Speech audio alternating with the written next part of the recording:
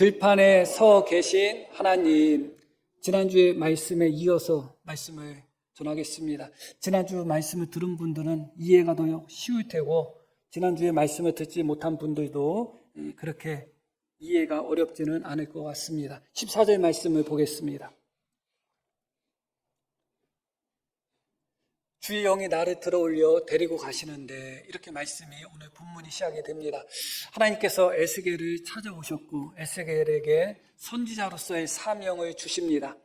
그런 후에 에스겔이 자신의 사명을 감당할 곳으로 주님의 성령께서 에스겔을 들어서 데리고 가시는 장면입니다.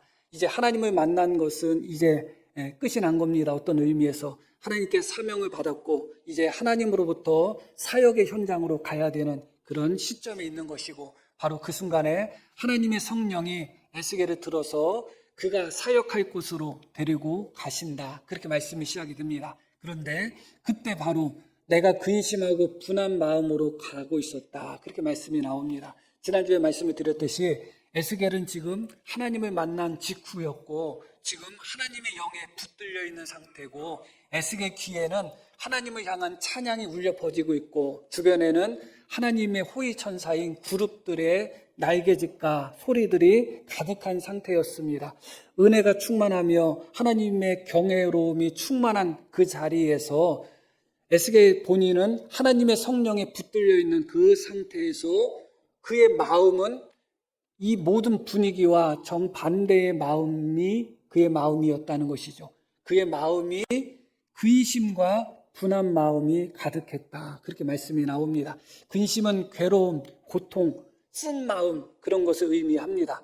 분한 마음은 지난주에도 말씀드렸듯이 아마 의분이었을 것 같습니다. 이스라엘 백성들에 대한 의로운 분노, 하나님의 선택받은 백성임에도 불구하고 하나님을 배반한, 하나님의 말씀을 전에도 듣지 않는 뻔뻔한 그런 마음을 갖고 있는 이스라엘 백성들, 죄악 가운데 짝하며 우상을 섬기며 하나님을 멀리하는 그 이스라엘 백성들에 대한 의로운 분노, 그 분노가 아마 에스겔 마음속에 가득했을 것입니다. 이 분노라는 단어, 이 분한 마음이라는 이 단어는 오직 하나님께만 사용되고 있는데 딱 한 번 에스겔에게 오늘 말씀 속에서 적용된다고 말씀드렸습니다. 그것은 에스겔이 품었던 마음이 하나님의 분노의 마음인 것을 보여주는 것입니다. 지난주에 말씀을 드렸듯이 분노는 하나님의 공의롭고 거룩한 속성 중에 하나입니다. 하나님은 죄악을 미워하시는 분이시고 죄악을 멀리하시는 분이고 죄를 멸하시는 분이십니다. 그 과정 속에서 나타나는 것이 하나님의 분노입니다. 그래서 성경은 하나님의 분노를 부정적으로 보지 않아요. 오히려 하나님의 정의와 공의와 거룩함을 실행하시는 하나님의 성품적인 특징으로 보고 있습니다. 그러나 사람의 분노는 그렇지 않다고 말씀드렸습니다. 비록 에스겔의 분노가 사사로운 분노가 아니라 정말 하나님의 분노, 의로운 분노라 할지라도 그것을 사람이 터뜨리는 순간 더 이상 의로운 모습, 하나님의 의는 거기서 나타날 수 없다고 말씀드렸습니다. 그 분노가 비록 의로운 분노라 할지라도 그 분노 자체로 하나님의 사역을 감당할 수는 없습니다. 그래서 하나님께서 그렇게 성령에 이끌려 가는 그 순간에도 마음이 근심하고 괴로워하며 분노 속에 사로잡혀 있는 에스겔에게 하나님의 손이 그를 누르셨다, 그렇게 말씀을 드렸습니다. 여호와의 권능이 힘있게 나를 감동시켰다는 말씀이 바로 그런 의미예요. 여호와의 권능이라는 단어는 원래 손이라는 의미의 단어입니다. 여호와의 손이 에스겔 위에 이렇게 임했다, 에스겔은 누르셨다, 그런 의미가 이 말씀이 되는 것이죠.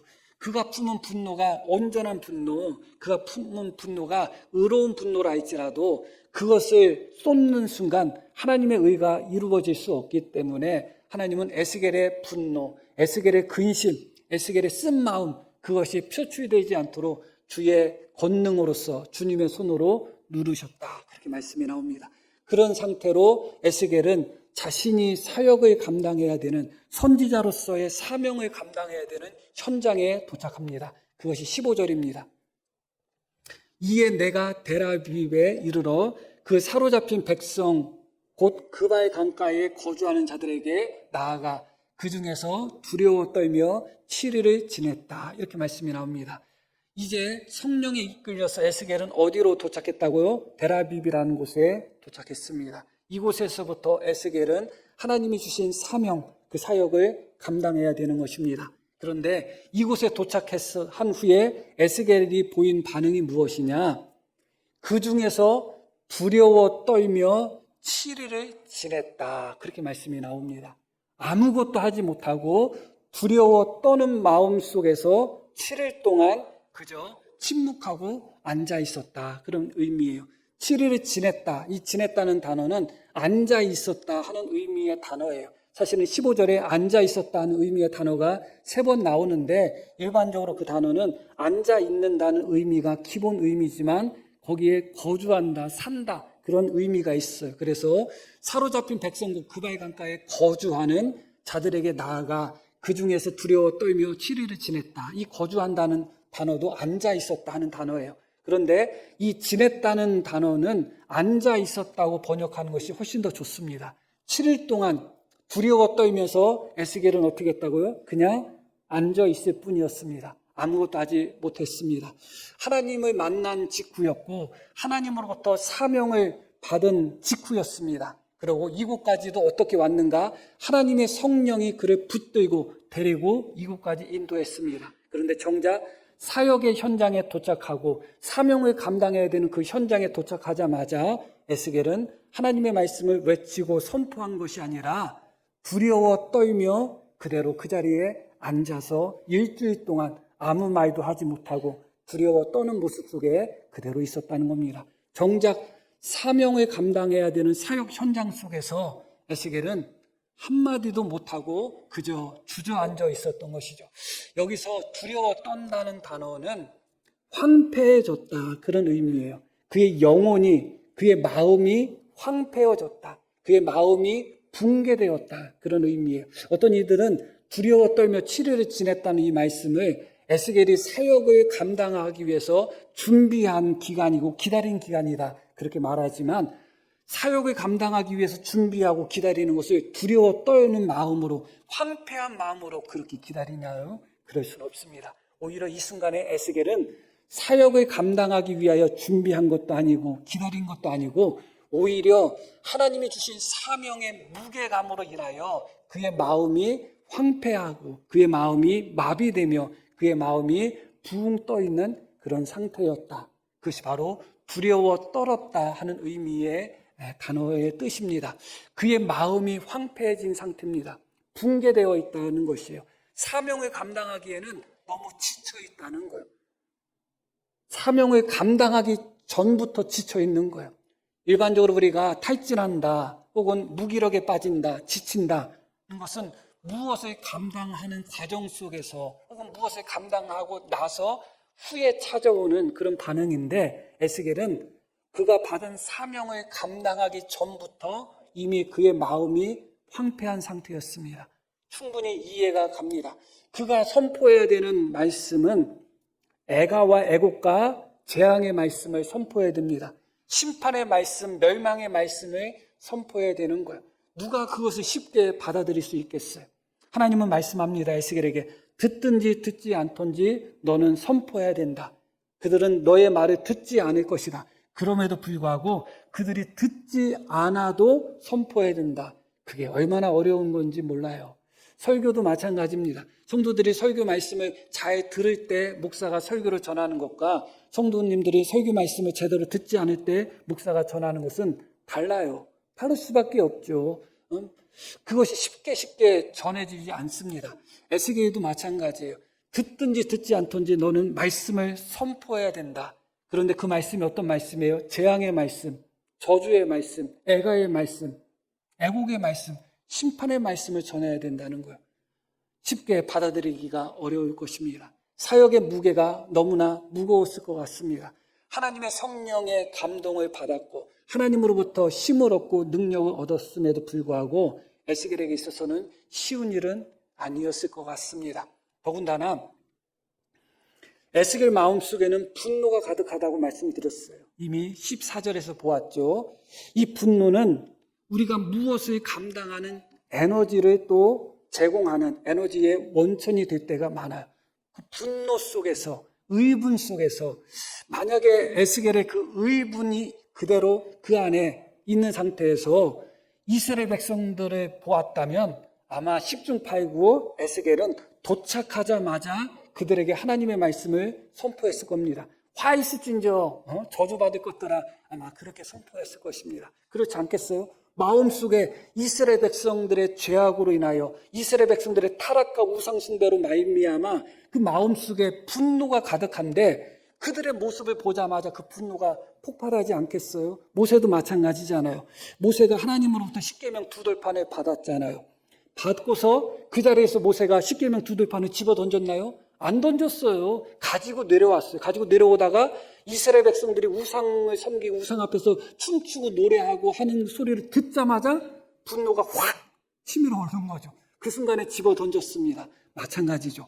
에스겔도 이스라엘 백성들을 향한 분노, 의로운 분노가 가득했는데 그들을 보자마자 어떤 반응이 나타나는 것이 정상적이겠어요? 이 의로운 분노가 폭발하는 것이 정상적일 것입니다. 그 의로운 분노 속에 그들을 정죄하고 그들을 심판하고 그들에게 외치는 것이 일반적인 모습일 것입니다. 그런데 지난주에 우리가 배웠듯이 하나님께서 어떻게 하셨어요?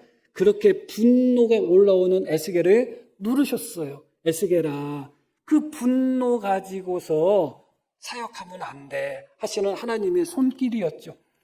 델아비브에 도착해서 7일 동안 있는 동안 하나님의 손길이 에스겔에게 계속 머물렀는가? 그렇잖아요. 하나님의 손길은 계속 머무는 게 아니에요. 하나님의 손길은 머물렀다가 떠나는 것이죠. 그러면 이제 어떻게 해야 되는가요?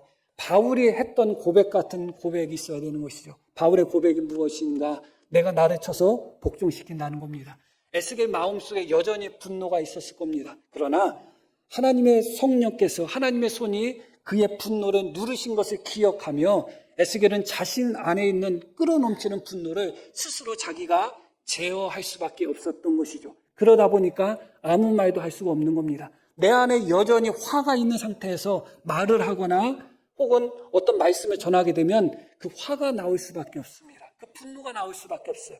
그러다 보니까 에스겔은 받은 사명도 너무너무 무겁고 그것을 감당한다는 것 자체도 참 힘이 드는데 그런 상태에서 그의 안에서 끌어넘치는 그 분노조차도 하나님이 그냥 터뜨려라, 쏟아 부어라 그렇게 하시면 좋을 텐데 아니야 하니까 자기 안에 올라오는 분노도 찍어 눌러야 되지. 그러다 보니까 결국은 에스겔의 영혼, 에스겔의 마음 자체가 황폐해질 수밖에 없었던 겁니다.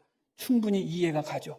그래서 결국은 사역의 현장에 도착하자마자 에스겔은 그곳에 그냥 주저앉아서 일주일 동안 아무것도 하지 못하고 있었습니다. 하나님께서 에스겔을 만나시고 에스겔을 부르신 후에 에스겔에게 첫 번째 하신 말씀이 무엇인가? 2장 1절 말씀을 보겠습니다. 그가 내게 이르시되 인자야 너의 발로 일어서라 내가 내게 말하리라 하시며 이게 하나님이 에스겔에게 첫 번째 하신 말씀이에요. 무엇이라고요? 네 발로 일어서라. 네 발로 일어서라. 그런 후에 이어지는 말씀이 이렇게 이어져요. 그가 내게 말씀하실 때에 그 영이 내게 임하사 나를 일으켜 내 발로 세우셨다. 하나님이 에스겔을 보자마자 첫 번째 하신 말씀이 뭐라고요? 너의 발로 일어서라는 거예요. 그 순간에 하나님의 성령이 에스겔을 일으켜 세우셨다는 거예요. 그리고 에스겔의 발로 똑바로 설 수 있도록 하나님의 성령이 그를 붙들어 주셨다는 거예요. 그 상태에서 에스겔은 사명을 감당할 사역의 현장인 데아빌에 도착한 거예요. 그런데 정작 그곳에 도착해서 에스겔은 그의 발로 똑바로 서서 하나님의 말씀을 전한 것이 아닙니다. 하나님은 그들이 뻔뻔한 족속이지만 그들이 듣던지 듣지 않던지 선포하고 말씀을 외치라고 하셨지만 에스겔은 정작 내 발로 굳게 서라는 하나님의 말씀 그리고 에스겔을 일으켜 세워주신 성령의 은혜를 받고 나서 정작 사역의 현장에 도착하자마자는 그대로 주저앉아 버린 겁니다. 그 상태에서 일주일 동안 있었던 거예요. 듣든지 아니 듣든지 외치지도 않았고 내 발로 서라는 말씀이 있었음에도 불구하고 사명을 감당해야 되는 그 자리에서 서 있지 않고 지쳐있는 상태에서 무력감 속에서, 영혼이 황폐함 속에서 7일 동안 그저 주저앉아 있었다. 남 얘기는 아닌 것 같다 하는 생각이 듭니다. 지난주의 말씀과 이 말씀을 우리가 종합한다면 결국 주님의 사역을 감당할 때 우리의 감정이 적절하게 통제돼야 됨을 우리는 이 부분에서 깨닫게 되고, 주님의 사역을 감당할 때 우리가 너무 쉽게 낙심하고 너무 쉽게 좌절하고 너무 쉽게 주저앉고 하는 그런 모습이 우리의 모습이 아닌가 하는 생각을 하게 됩니다. 어떤 이는 사명을 감당하는 과정 속에서 십자가가 너무 무겁다고 내려놓는 사람이 있는가 하면, 어떤 사람은 십자가를 앞에 놓고서 아이고 하면서 십자가를 짊어지기 전부터, 사명을 감당하기 전부터 이미 힘들어하고 어려워하고 고통스러워하는 사람이 있어요. 에스겔이 어떻게 보면 그런 모습이었지 않나 그런 생각을 합니다. 물론 에스겔의 마음이 충분히 이해가 갑니다. 자신 안에 분노가 있는 상태에서 내가 하나님의 말씀을 선포해봤자 이 분노밖에 더 쏟아지겠는가? 그러면 도리어 하나님의 일에 있어서 흠이 되지, 하나님께 영광이 되지 못할 거야. 내가 하나님의 말씀을 분노로 감당하고 하나님의 말씀을 순종함에 있어서 억지로 순종하고 그럴 바에야 안 하는 게 좋겠지 하고 침묵했을 수도 있습니다. 충분히 이해는 갑니다. 말씀드렸듯이 또 그가 받은 십자가의 무게, 사명의 무게가 너무 무거웠기 때문에 충분히 이해는 갑니다. 그러나 그럼에도 불구하고 하나님은 에스겔을 그곳에 돌아가서 아무것도 하지 말고 그대로 그냥 자리에 앉아서 그냥 아무 소리도 하지 말고 그냥 있어라, 그렇게 에스겔을 보내신 것이 아니잖아요. 하나님의 뜻은 그것이 아닙니다. 그래서 하나님이 드디어 그렇게 자기 발로 굳게 서지 못하고 낙심하고 좌절해서 주저앉아 있는 에스겔에게 하나님께서 임재하셔서 말씀을 주십니다. 그 말씀이 이제 15절부터 한번 보겠습니다. 16절 말씀 보겠습니다. 7일 후에 여호와의 말씀이 내게 임하여 이르시되, 그렇게 일주일 동안 에스겔은 그냥 주저앉아서 아무것도 하지 못하고 침묵 속에 일주일을 보냈습니다. 마음의 황폐함 속에서 두려워 떠는 그런 절망 속에서 그저 앉아있을 뿐이었죠. 그런데 바로 그 7일 후에 하나님의 말씀이 에스겔에게 임했고, 우리가 잘 아는 파수꾼에 관한 말씀입니다. 파수꾼에 관한 말씀이 어떤 내용인지 아시죠? 하나님께서 에스겔을 파수꾼으로 세우셨다는 겁니다. 어떤 사람이 죄악 가운데 죽어갈 때 그를 향해서 외치고 경고하지 않으면, 그 사람이 죄악 가운데 죽으면 그 사람의 피를 너에게서 찾겠다는 겁니다. 내가 지금 낙심하고 좌절하고 절망하고 앉아있음으로 말미암아 외쳐야 되는 순간에 외치지 않는다면, 내가 외치지 않은 것으로 말미암아 어떤 영혼이 멸망하고 내가 깨닫게 하지 않고 경고하지 않은 것으로 말미암아 어떤 영혼이 그대로 멸망하고 죽게 된다면 그 사람의 피를 반드시 너에게 찾겠다, 그렇게 말씀합니다. 하나님이 주시는 사명은 우리의 감정 뒤에 따라올 수는 없어요. 내 감정이 감당할 만하면 좋아하고 감당하고, 내 감정이 조금 깔아져 있거나 조금 꿋꿋하면 아이고 못해, 그럴 수는 없습니다. 하나님이 주신 사명은 지금 내가 어떤 마음의 상태인가 그 뒤에 따라올 수는 없어요. 내 마음이 충만하면 하나님의 일을 열심히 감당하고, 내 마음이 조금 힘들면 내려놓고, 언제든지 내 감정과 내 마음의 상태에 따라서 하나님의 사명이 왔다 갔다 할 수는 없습니다. 지금 충분히 에스겔의 마음, 에스겔의 상태 충분히 이해는 갑니다. 그러나 비록 에스겔이 그렇게 쓴 마음 가운데, 자신의 분노를 누르는 가운데, 혹은 하나님이 주신 사명의 무게 가운데 그의 영혼이 황폐함으로 말미암아 아무 말도 하지 못하고 주저앉아 있었다 할지라도, 그것 때문에 내가 생각할 때는 그것은 합당한 이유처럼 보이죠. 나도 힘든데 내가 누구를 향해서 외칩니까? 나도 힘든데 내가 누구를 향해서 설교합니까? 그렇게 한다면 어떻게 보면 합당해 보이지만 하나님은 명확하게 말씀합니다. 그래? 그런 이유 때문에 내가 사명을 감당하지 못한다면 그 사람의 피를 너에게서 찾을 수밖에 없다, 그렇게 말씀하는 거예요. 그래서 이 파수꾼의 이 사명은 사실은 그대로 주저앉아 있는 에스겔을 향한 경고의 성격이 있다는 것을 기억하셔야 돼요. 참 두렵고 어떻게 보면 너무나 마음이 무거울 수가 있습니다. 그러나 오늘의 말씀은 이 부분에서 결론이 나지 않습니다. 이 부분에서 결론이 난다면 너무나 무거운 그런 짐을 안고 돌아가는 그런 결과가 되겠죠. 그런 후에 하나님이 파수꾼에 대한 말씀을 주신 후에 22절 말씀 보겠습니다. 여호와께서 권능으로 거기서 내게 임하셨다. 이렇게 말씀이 나와요. 14절에 나오는 말씀과 똑같은 말씀이에요. 14절에 에스겔이 마음속에 분노가 가득하고 마음속에 괴로움과 쓴마음이 가득할 때 하나님의 손, 하나님의 권능이 에스겔의 위에 임했다고 말씀드렸죠. 그때는 그런 분노, 쓴마음을 표출하지 못하도록, 터뜨리지 못하도록 하나님께서 통제하기 위해서 누르시는 손이었습니다. 그러나 22절에는 좌절하고 그렇게 쓰러져 있고 넘어져 있고 마음이 황폐해져 있는, 그래서 아무것도 하고 싶지 않은 그대로 그냥 침묵 속에 앉아 있을 수밖에 없는 에스겔을 일으켜 세워주시는 하나님의 손이라는 것을 기억하셔야 됩니다. 하나님의 손은 때로는 누르기도 하시고 때로는 붙들어 세우기도 하는 겁니다. 그게 하나님의 손의 양면성이에요. 지금 에스겔에게 파수꾼의 사명을 주시고 나서 하나님께서 지쳐있는 에스겔에게 어떻게 하셨다고요? 하나님의 손이 거기서 에스겔에게 임했다. 에스겔을 붙들어 주셨다는 거예요. 그런 후에 뭐라고 말씀하시는가? 또 내게 이르시되 일어나 들로 나아가라. 내가 거기서 너와 말하리라 하시기로. 지금까지 하나님이 에스겔에게 말씀하셨잖아요.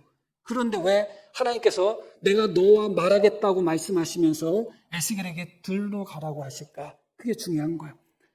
하나님은 에스겔이 들로 나아가서 하나님과 독대하기를 원하는 거예요. 눈에 보이는 현실 속에서 답답해하고 그 현실 속에서 낙심하고 좌절하고 있는 그 에스겔에게 들판으로 와라. 내가 거기서 너를 만나겠다. 내가 거기서 너와 말하겠다. 그렇게 말씀하고 계시는 것이죠.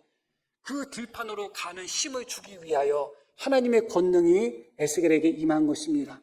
들판까지 갈 만한 힘이 없을까요? 충분히 있었을 겁니다. 하나님이 붙들어 주셨기 때문에 그렇습니다. 22절에 나오는 여호와의 권능, 여호와의 손은 에스겔을 제어하기 위한 손이 아니라 에스겔을 일으켜 세우기 위한 손이라는 것을 기억하셔야 됩니다. 하나님의 손은 언제나 양면성이 있다는 것을 기억하셔야 돼요. 하나님의 손은 우리를 붙들어 주시기도 하고 하나님의 손은 우리를 누르기도 하시는 겁니다. 우리가 도망가려고 하면 하나님의 손은 우리를 당기기도 하는 것입니다. 그게 하나님의 손이에요. 언제는 하나님의 손을 올리기도 하시는 것이고 하나님의 손이 언제는 내리기도 하시는 것입니다. 그렇기 때문에 하나님의 능하신 손 아래에서 우리는 겸손할 필요가 있는 거예요. 지금 이 순간에 하나님의 손이 에스겔을 일으켜 세워주셨다 하는 것을 기억할 필요가 있습니다. 그런 후에 들러 나가라고 말씀하셨고 오늘 말씀의 핵심적인 부분이 바로 여기서부터 나옵니다. 에스겔이 하나님의 말씀에 따라서 들러 나가죠. 그것이 23절에 나옵니다.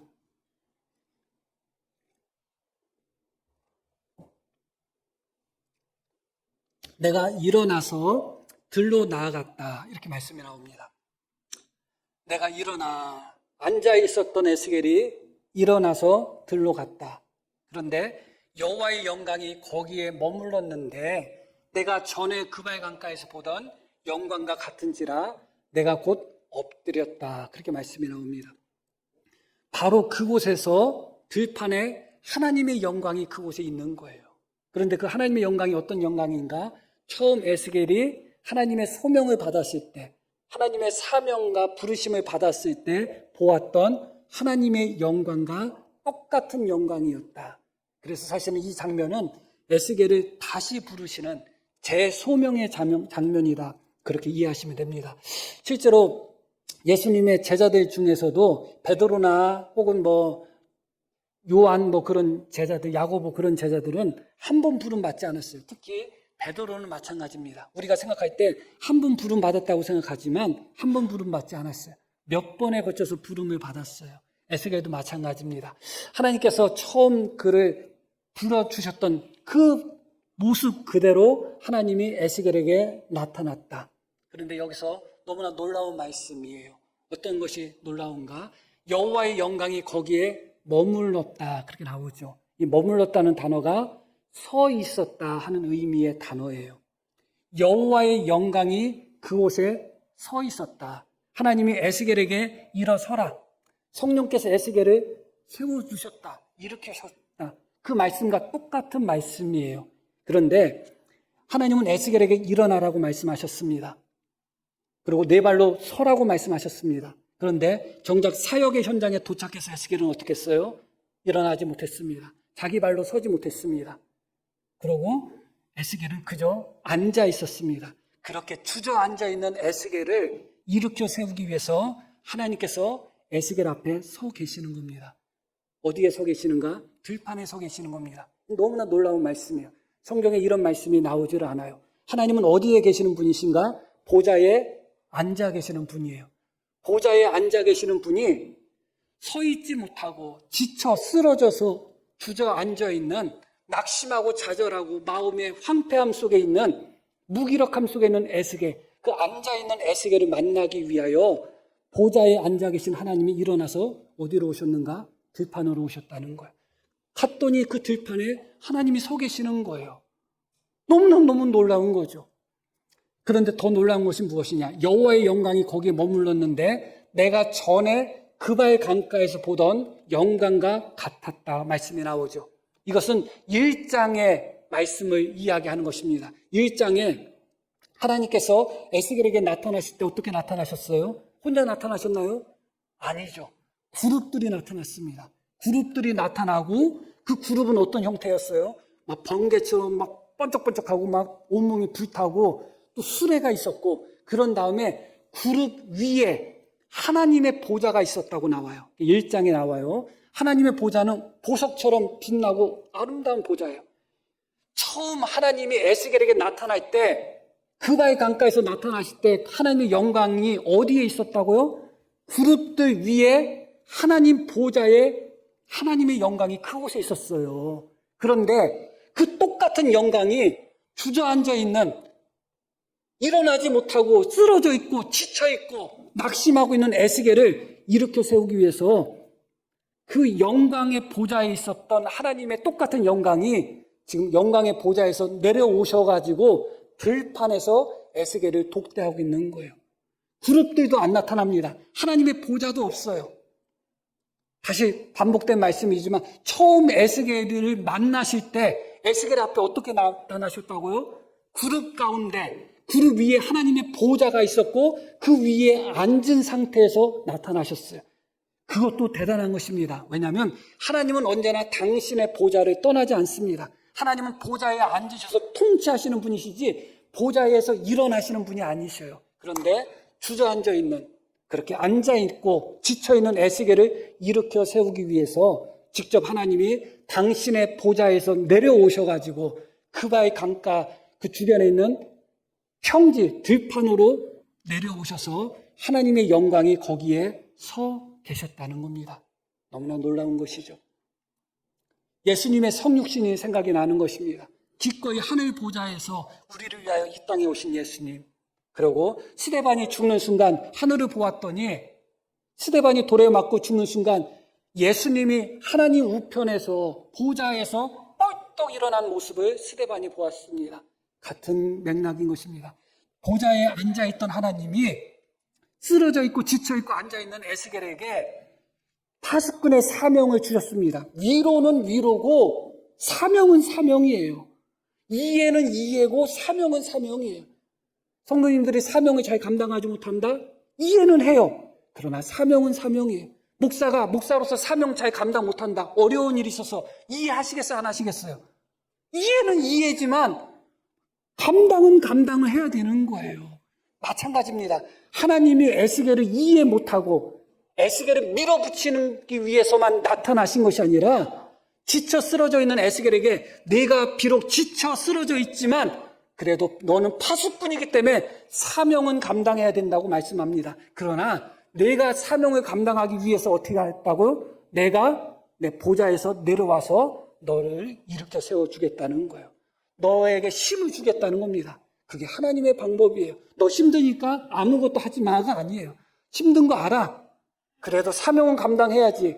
충분히 사명을 감당할 수 있도록 내가 너에게 힘을 주겠다. 그것이 바로 22장의 여호와의 권능이 거기서 에스겔에게 임했다 하는 의미와 동일한 것이고, 23절에 들판에 나가 보았더니 하나님의 영광이 그곳에 서 있었다 하는 말씀과 동일한 의미예요. 너무너무 이 말씀이 고맙고 충격적이고 너무너무 감격적입니다. 하나님께서 넘어져 있는 우리를, 쓰러져 있는 우리를 세우기 위해서 하나님께서 보좌에서 내려오셨다. 들판에 내려오셔서 하나님이 먼저 서 계셨다. 너무나 놀라운 말씀이죠. 내가 전에 보았던 하나님의 영광인데, 전에 보았을 때는 구름 가운데 화려함 속에서 하나님의 보좌 위에서 우뚝 솟은 보좌 위에서 그렇게 앉아 계신 하나님이 지금 이 순간, 내가 쓰러져 있고 넘어져 있는 지금 이 순간에는 그 하나님이 보좌에서 내려오셔서 나를 만나기 위해서, 앉아 있고 쓰러져 있는 나를 세우기 위해서 들판 앞에 그렇게 서 계신 것입니다. 에스겔이 그 모습을 보았을 때 어땠을까 하는 생각이 듭니다. 그런 후에 놀라운 말씀이 또 이어집니다. 주의 영이 내게 임하사 나를 일으켰다. 그렇게 말씀이 나와요. 왜 이 말씀이 놀라울까요? 주의 영이 내게 임하사 나를 일으켜 내 발로 세우셨다. 자, 2장 1절 말씀을 볼게요. 2장 1절. 그가 내게 이르시되 인자야 너의 발로 일어서라. 내가 네게 말하리라 하시며, 하나님이 에스겔에게 무엇이라고 말씀하셔요? 너의 발로 일어나라고 명령하십니다. 그 하나님의 명령이 임하자마자 2절 볼게요.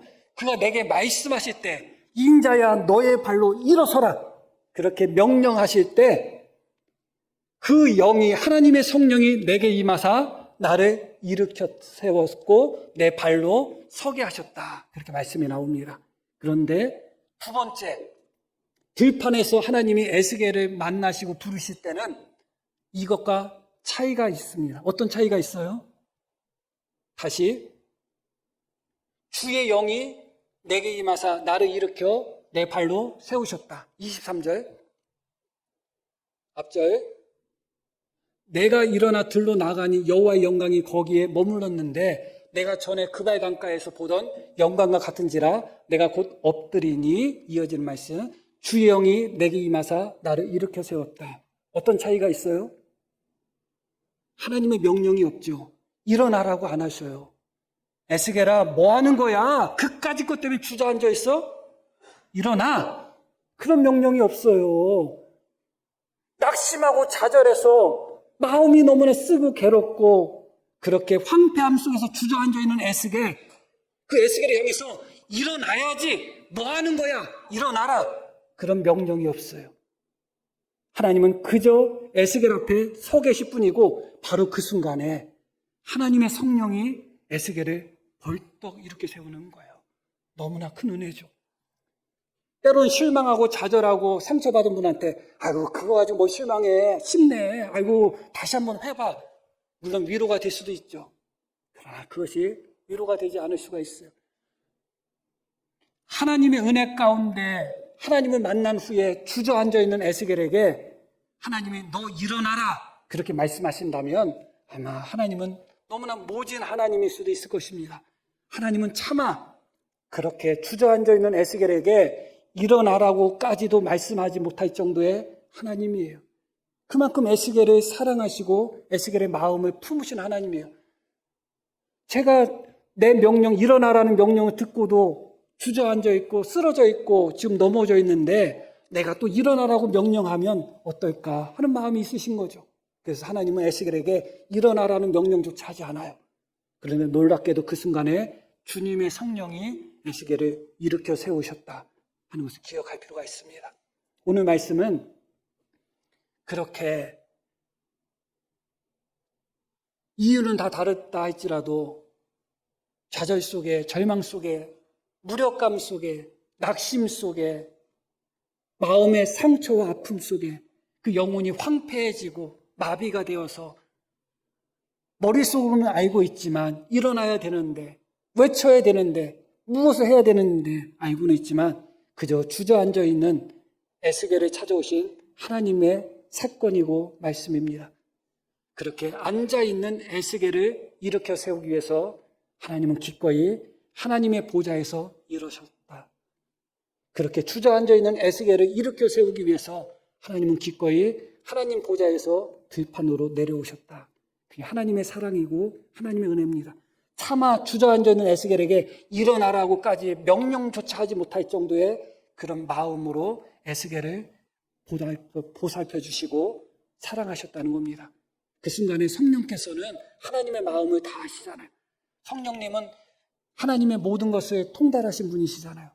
하나님이 명령하시기 전에 성령께서 에스겔을 일으켜 세워주신 것입니다. 혹시 우리 성도님들 중에도 혹시 이런저런 이유 가운데 마음이 낙심되고 그렇게 광야 속에서 쓰러져 있고 넘어져 있는 성도님들 혹시 계실 것입니다. 중요한 것은 우리가 넘어지면 하나님은 보좌에서 일어나신다는 것, 그것만 기억하시면 됩니다. 하나님이 주저앉아 있는 우리를 보면서 보좌에서 쯔쯔쯔 이렇게 입 차시고 저거밖에 못해 그러신 분이 아니시라는 것. 우리가 일어서면 하나님은 보좌에 앉으시고 우리가 넘어지고 주저앉으면 보좌에 앉으신 하나님은 일어나시는 것입니다. 그 하나님이 왜 일어나셔요? 붙들어주기 위해서 일어나신 것입니다. 지금 이 순간도 우리가 깨닫던 깨닫지 못하던 주의 성령께서 우리 모든 성도님들을 붙들고 일으켜 세워 주시고 계십니다. 믿으시기를 바랍니다. 그 은혜를 깊이 경험하는 우리 모두가 되기를 간절히 축복합니다. 우리 들으신 말씀 기억하며 함께 기도하겠습니다.